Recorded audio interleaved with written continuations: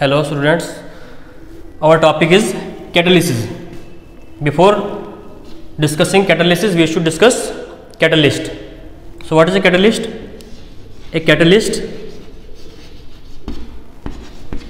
is a substance which increases the rate of a chemical reaction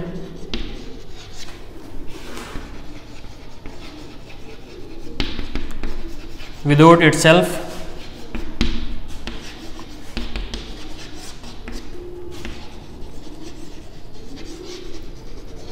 undergoing any permanent change.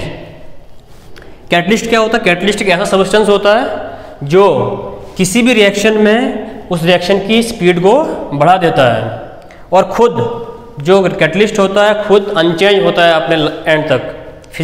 Chemically physically change हो सकता है, पहले solid हो सकता है, बाद में पाउडर फॉर्म में हो सकता है, लेकिन केमिकली वो सेम चीज़ रहेगी, it will not change. For example, अगर आपके पास बहुत फेमस रिएक्शन दी जाती है डिकम्पोजिशन ऑफ KClO3, इसको जब हीट करते हैं तो ये क्या देता है? KCl and oxygen. Potassium chlorate when decompose in presence of heat when heated gives KCl and O2। लेकिन इसी रिएक्शन को अगर हम क्या करेंगे MnO2 की प्रेजेंस में, MnO2 की प्रेजेंस में इसको कराएंगे तो ये रिएक्शन बहुत ही कम टेम्परेचर पे और बहुत स्पीड से हो जाती है। तो इसी को हम बोलते हैं यूज ऑफ कैटलिस्ट, और इसी फिनोमेना को हम क्या बोलते हैं? Catalysis. And this phenomena is known as catalysis. और ये किसने दिया था? It was given by Berzelius in 1834। Catalyst का concept and the phenomena of catalysis was given by बेर्जेलियस।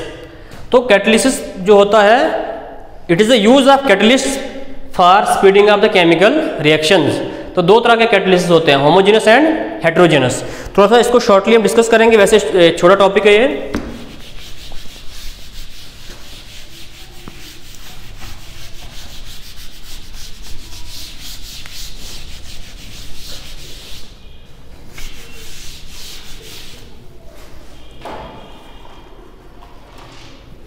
पहले होमो देखते हैं, होमोजेनस। होमोजेनस कैटलिसिस में क्या होता है कि reactants, products and the catalyst all are in the same phase, that is solid, liquid or gas। मतलब ऐसा कैटलिसिस जिसमें रिएक्टेंट्स, प्रोडक्ट्स और कैटलिस्ट खुद भी एक ही फेज में हो, चाहे सॉलिड हो, लिक्विड हो या फिर गैस हो, उसको बोलते हैं होमोजेनस। इसकी एग्जांपल मान लो आपके पास, जैसे कि हमारे पास oxidation of sulphur dioxide to sulphur trioxide, इसको बैलेंस करके लिखते हैं 2 and 2। तो अगर इसको हम क्या करेंगे, नाइट्रोजन के ऑक्साइड्स में जब कराते हैं इस रिएक्शन को, तो देखो रिएक्टेंट्स, प्रोडक्ट और नाइट्रिक ऑक्साइड सारे गैसेस फॉर्म में है, तो इसको हम क्या बोलेंगे? होमोजेनस। फॉर एग्जांपल, और दूसरे एग्जांपल ले लीजिए आप, जैसे hydrolysis of sugar, aqueous solution of cane sugar C12H22O11, इसको जब हम हाइड्रोलाइज करते हैं in the presence of acid,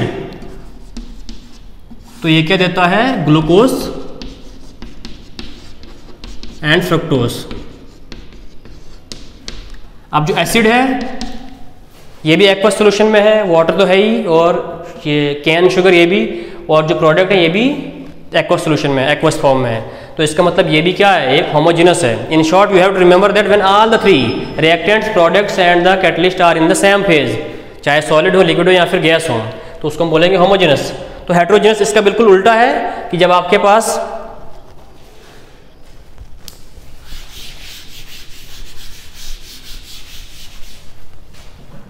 जब हेटेरोजेनस में क्या होता है?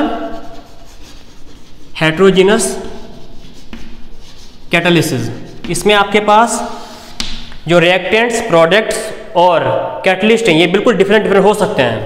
They can be in any other phase, मतलब जो रिएक्टेंट होगा वो सॉलिड हो सकता है, प्रोडक्ट कोई और चीज़ हो सकती है, मतलब different, they can not be same as like homogeneous.